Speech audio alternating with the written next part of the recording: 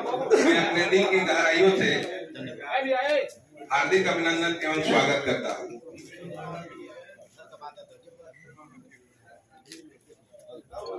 पहले हम अपने जो हम लोग के रालोसपा के वरिष्ठ साथीगण हैं, ये लोग हैं जो माननीय उपेंद्र कुशवाहा जी को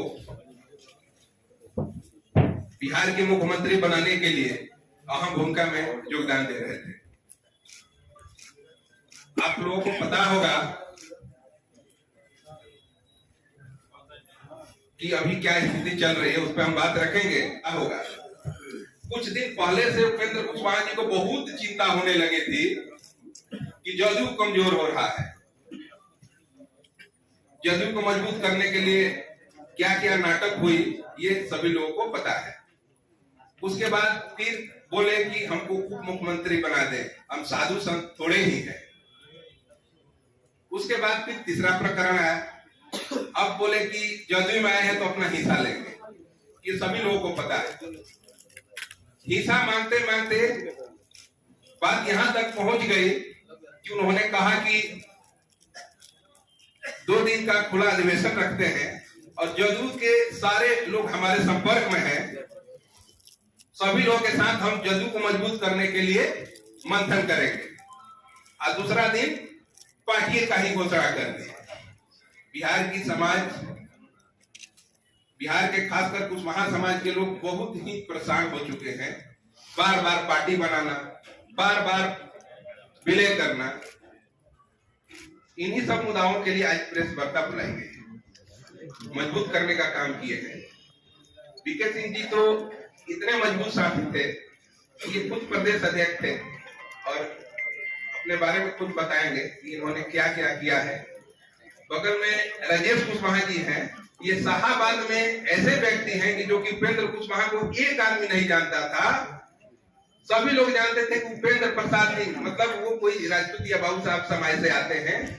ये राजेश कुशवाहा जी का देन है कि उपेंद्र कुशवाहा जी को शाहाबाद में अगर कोई जाना, पहचाना या कोई पहचान बनी या वहां से लोकसभा जीत कर केंद्र में जाकर केंद्रीय मंत्री बने, तो ये श्रेय केवल जाता है राजेश कुशवाहा जी। उनसे बोलते आ रहे थे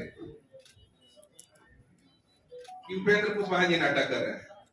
आज से 2 महीना पहले जब कुछ बात हमको जानकारी होने लगी, क्योंकि मैं उनके साथ ही रहता था, 10 घंटा 15 घंटा काम करता था, मैं भी उनके साथ करता रहा। लेकिन जब बात आने लगी कि न किसी अपने साथी को जदयू के लोगों से मिलाना, न बात करना, केवल अपने बारे में बात करना, जो अपना निजी कार्यक्रम होता है उसमें काम करना, करवाना, बाकी चीजों पर बोलते थे कि रहने दीजिए। सदस्यता अभियान जब चल रहा था उस समय भी यही हुआ। बोल रहे थे कि कुछ कॉपी को हमारे ऑफिस में रख दिया जाए और वहां से लोग ले जाकर सदस्य बनाएंगे।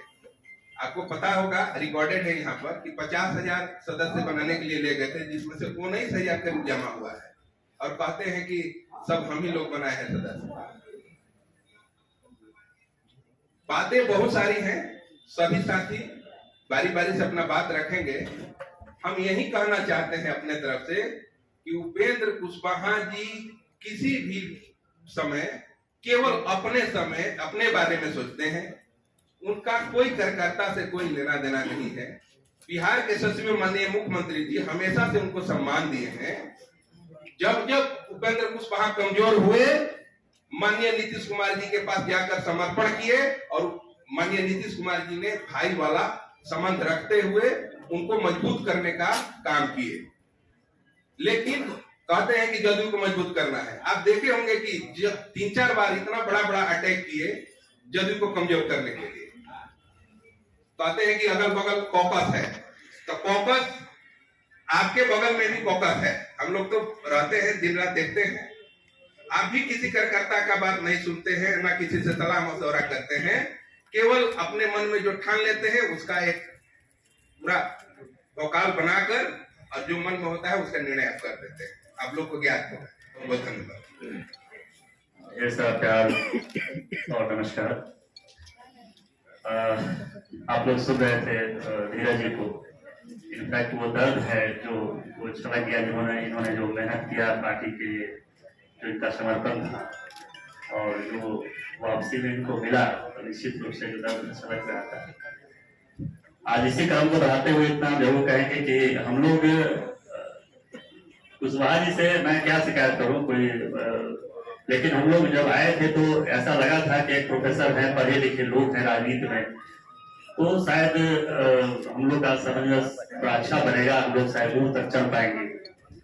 और इसलिए साथ में उन्होंने मान सम्मान प्यार दिया बहुत सारा, इस पर कहीं दो मत नहीं है। और हम लोग पूरे बिहार में उनको मजबूत करने के लिए जितना भी हो सकता था हम लोगों ने अपनी पूरी शक्ति से कोशिश किया। हर कार्यकर्ता करता है, हम लोगों ने पूरा कोशिश किया और निश्चित रूप से मजबूती हुआ, रालोसपा एक अच्छी स्थिति में आई। तो लोग ये करता है, लेकिन उस एक इंटरनल जो मीटिंग थी उसमें जो है एक बड़ी आवाज जो है कि भाई बिहार का मुख्यमंत्री कैसा हो तो उपेंद्र कुशवाहा जैसा हो। इस चीज को बार बार जो है हवा दिया जाता था, इसको ये किया जाता था। तो इस बात का उस उपेंद्र कुशवाहा जी मेरे साथ बैठे थे, ऐसा नहीं कि मैं कोई उनका विरोध कर रहा था, लेकिन देखिए कार्यकर्ता का काम है कि देखिए नेता को अगर हम लोग दिशा नहीं दिखा सके तो दिशा भ्रमित करने का काम हम लोग को नहीं करना चाहिए। तो हमने उनको कहा कि भाई फिलॉसफी विदाउट एस्टेंस ही नथिंग, तो पहले आदमी को डिजर्व करना चाहिए, उसके बाद जो है इच्छाएं ये होती है। तो हमने इस चीज को कहा, सब लोगों को समझाया कि आप लोग इस तरह का अगर बातें करोगे तो जो महागठबंधन है उसमें कहीं ना कहीं ये आ जाएगा। हमने कहा कि भाई लोकसभा शून्य, राज्यसभा शून्य, विधानसभा शून्य, विधान परिषद शून्य, इतने सारे शून्य को लेके आप अपने नेता को मुख्यमंत्री बनाने चले। इस चीज का हम लोगों ने ये किया। तो उसपे हमारे नेता उठे, कहे भाई कि महागठबंधन इंटैक्ट है, जिसको जहां जाना है जाए। मैं उनके साथ उनके घर तक गया और मैंने पूछा कि सर किसको जाना है? राजद को। अगर राजद ही नहीं रहेगा तो महागठबंधन क्या रहेगा? और हमने बहुत विनम्रता से उनको समझाया कि सर 20-25 जो भी सीटें मिल रही हैं, आप इसको विधायक जीत के आइएगा, 2-4-5 लोग मंत्री बनेगा, आप डिप्टी सीएम की बात कीजिए। लेकिन जो पार्टी जिसकी 80-80 विधायकें हैं, तो ये हास्यास्पद लगता है कि भाई हमारे पास कुछ भी नहीं है और हम मुख्यमंत्री की बात करें।